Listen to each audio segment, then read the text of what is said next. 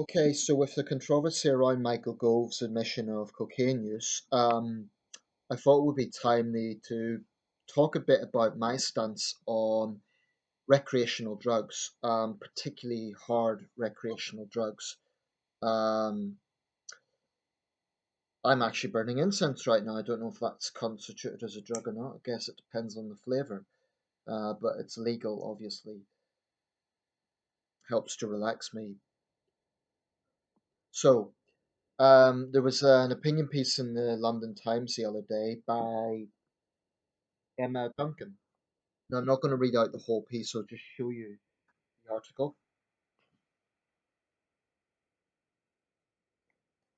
Our drug laws do more harm than good. We're banning substances less damaging than alcohol that could be effective treatments for anxiety and depression. Right. Basically, she's going along the liberal approach of the drug war on drugs has failed, and therefore we need to rethink the whole policy. I think she definitely makes some valid points. For example, she quotes a mother in Scotland who has to go to the Netherlands because her young son, who suffers from, let me just get this right, suffers from epilepsy. And the only thing that can relieve that is a cannabis oil that she needs to get in the Netherlands. It's currently prescribed in the United Kingdom. I definitely think when it comes to medicinal cannabis, we should really look into the legal status of that. If I was a parliamentarian, if I was Home Secretary, Justice Secretary, Prime Minister, I would seriously look into legalizing that sort of cannabis. I could definitely see the merits of that. I also agree that arresting people for drug possession when they may not have committed a violent crime to get that is not where the drug war should be focused on. But there is a big caveat here. This is an argument we've been hearing a lot that the war on drugs has failed, let's just legalize all drugs and that'll be it. And the argument goes that at present, it's criminals who are profiteering from the illegal status of recreational drugs because they are obviously putting up prices. They're putting in all sorts of disgusting things into these drugs, and they're benefiting from the trade being underground. The argument is if drugs were legal and regulated, then the criminals would go out of business. Um, I don't know about that. I know that in Portugal that's been attempted, and I understand the situation in Portugal is that violent drug offences are quite low. Don't quote me on this. This is just what I recall from an article I read a while back. But that's only one jurisdiction. I understand Seattle, the city of Seattle, is attempting a peace on drugs initiative, which has mixed views at the moment. Other cities, other American cities, are looking at that. Colorado was the latest state to legalize marijuana. I could definitely see an argument for legalizing marijuana, but there is a counter argument to that, and it is this. People who take a very liberal attitude to the drugs issue always say, oh, well, tobacco and alcohol cause a lot more damage and kill a lot more people. Well, we know the effects of tobacco and alcohol. If you smoke too much, you get lung cancer. And in this country, tobacco smoking kills over 100,000 people every year. It is a significant burden on the NHS. I would argue, though, the smoking ban back in 2007 has been largely successful. I'm an occasional tobacco smoker, and I totally support that smoking ban. I remember the days when you used to go into nightclubs and you'd come out smelling of smoke. It was disgusting. Um, so that has definitely reduced the overall number of smokers. Nevertheless, it is still a major killer. I mean, to put things in context, around 500,000 people die in this country every year of all causes. So if you consider around 100,000 people die from smoking related diseases, that's a pretty big proportion. Alcoholism and alcohol related diseases is significantly less. I understand the figures somewhere between 10 and 20,000, the figures I've seen. And, there'll be different reports will give different exact figures, but it's around about that.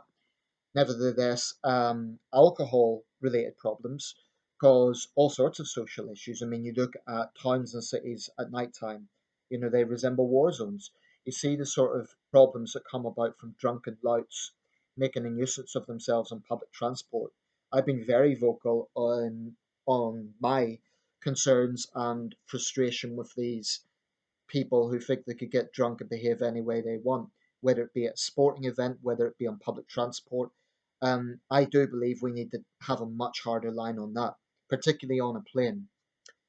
Now, that having been said, we know you smoke too much, you get lung cancer, you drink too much, you can potentially get liver disease. We know the effects of those drugs, but both are regulated. Shops that sell alcohol to people who are underage can get prosecuted. There is a smoking ban, so there's regulations on where we can smoke. So that is an important caveat when we're talking about those being legal. So if cannabis was introduced, there are health problems associated with cannabis. Schizophrenia has been linked to cannabis use. So let's say that recreational cannabis, is legalized. Okay, there's some valid arguments for that. But that would also have to be regulated in the way that tobacco is. And there would then be campaigns to try and get people to quit marijuana smoking. So it would almost be like you'd introduce it legally and then you'd have to just kind of go the same way as tobacco smoking is going, with the government trying to get rid of that. Um, I'm libertarian to an extent. To an extent. I don't call myself a libertarian, but I understand the logic of let people make their own mistakes. So, for example, if I want to enjoy a cigar, I know it's a bad habit, but I enjoy it. It's legal. I'm not blowing it in anyone's face. I'm doing it in my own home. I think that should be something that the government, minds its own business on. The same with alcohol drinking, provided you're not being a violent yob. Um, I think those sort of things, in a free society, people should be allowed to make their own mistakes.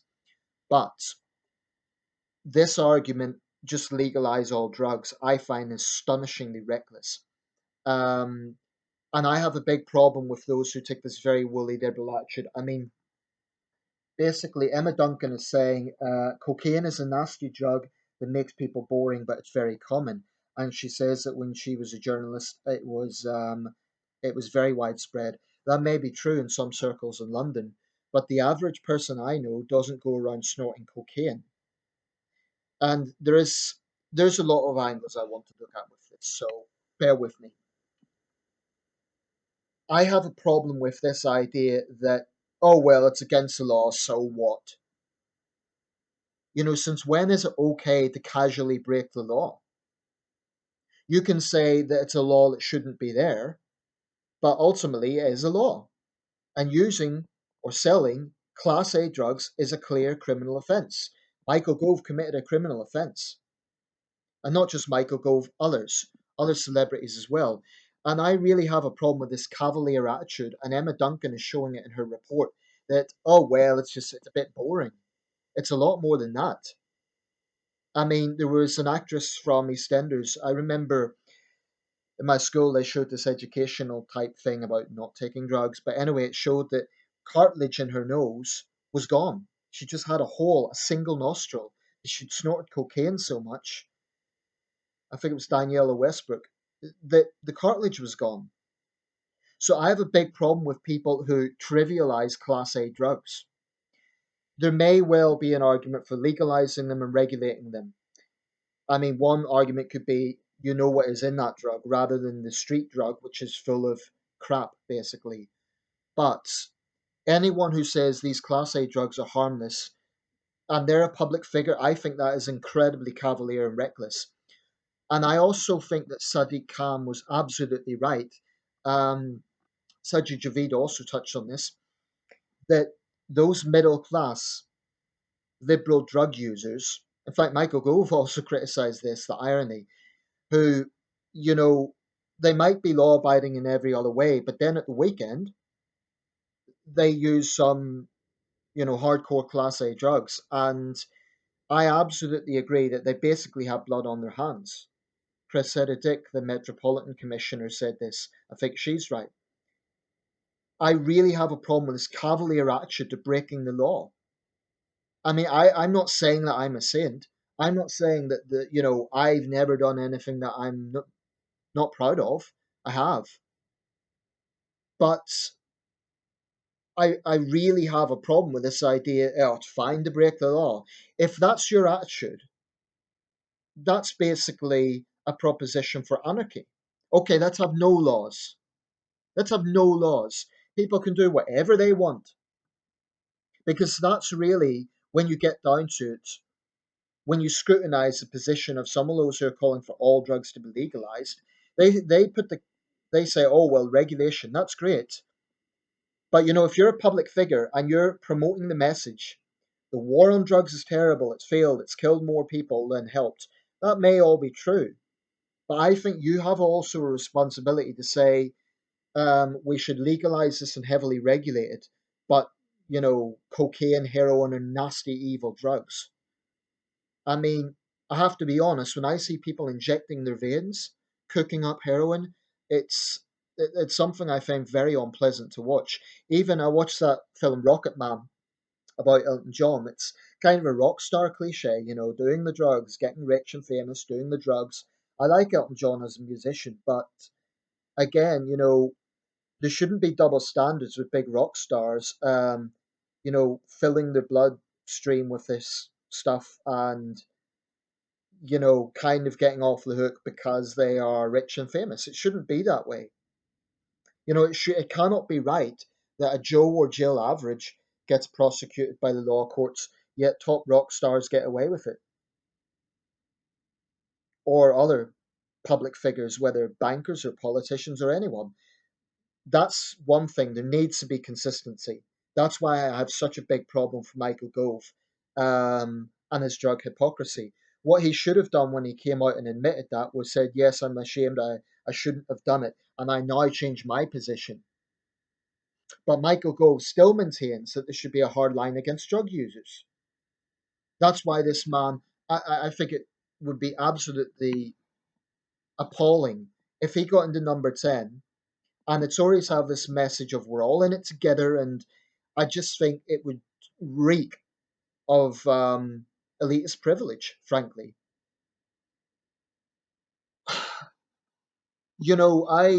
I do understand the arguments against the drug war.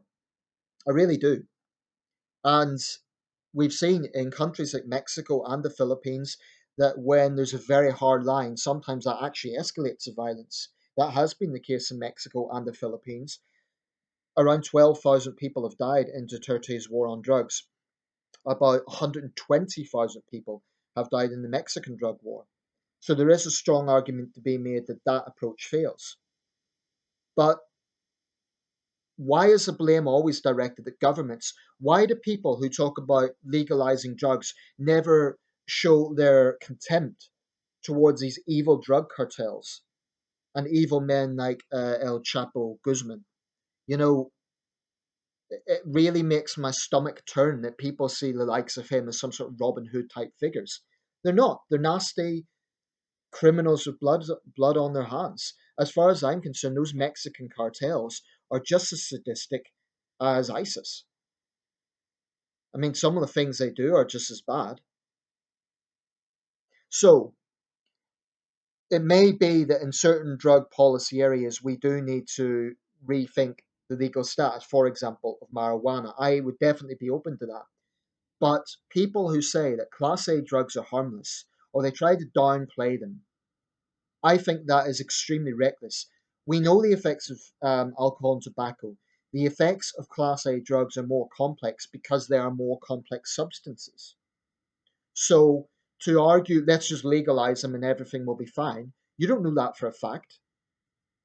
It is the opposite of the current situation, but that still doesn't mean that it's guaranteed to be a success, that it's guaranteed to, I also take issue, incidentally, with this mentality that everyone does drugs. It may be quite widespread, but that mentality, oh, everyone does it, so it's fine, it actually puts pressure on young people. It normalizes this. Let me tell you something. As far as I'm concerned, there's nothing normal about snorting cocaine. I mean, there's so the thing, it's a rich man's drug. Well, that just shows you if that is true, if it is a higher market price, are these the pure stuff, then obviously richer people are going to afford it. So to argue everyone does it just shows elitist ignorance. So I agree with Beth Duncan to an extent, excuse me, Emma Duncan to an extent, but I think she has a bit of a cavalier attitude about how dangerous Class A drugs are. I mean, she's dismissing it as a boring drug. Boring. That's not the adjective I would use. I would say evil. And this attitude to drugs is a particularly Western thing. Drugs are used all over the world, but this cavalier attitude to drugs is a particularly Western thing. I'm talking about hardcore drugs. Asian countries take a very, very hard line on this. Countries like Japan, China, Vietnam. I mean, okay, you can argue China's a communist country, it's hard line with everything, but Japan isn't, South Korea isn't, and they take, a pretty much zero tolerance attitude to this. But there isn't the same sort of neoliberal attitude in those societies to, oh, well, heroin use is okay, cocaine use is okay. I do think that that shouldn't be normalized. So people like Emma Duncan normalize it. It shouldn't be normalized.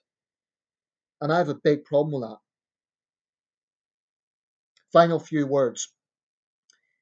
This is a complex problem. I am not for a second saying it's black and white. And I definitely see some merit to changing the direction in the so called war on drugs. But anyone, especially if they're a public figure, who says that Class A drugs are okay, they're being incredibly reckless. And this idea that it's okay to break the law, I mean, ultimately, we talk a lot about drug users being victims, and I agree with that to an extent, particularly if they've been victims of peer pressure. But ultimately, if you're using a Class A drug and you're some city banker or politician or another powerful individual, you're breaking the law. You're choosing to break the law. So why do we have this cavalier attitude to breaking the law? I mean, should we just have a situation where there are no laws?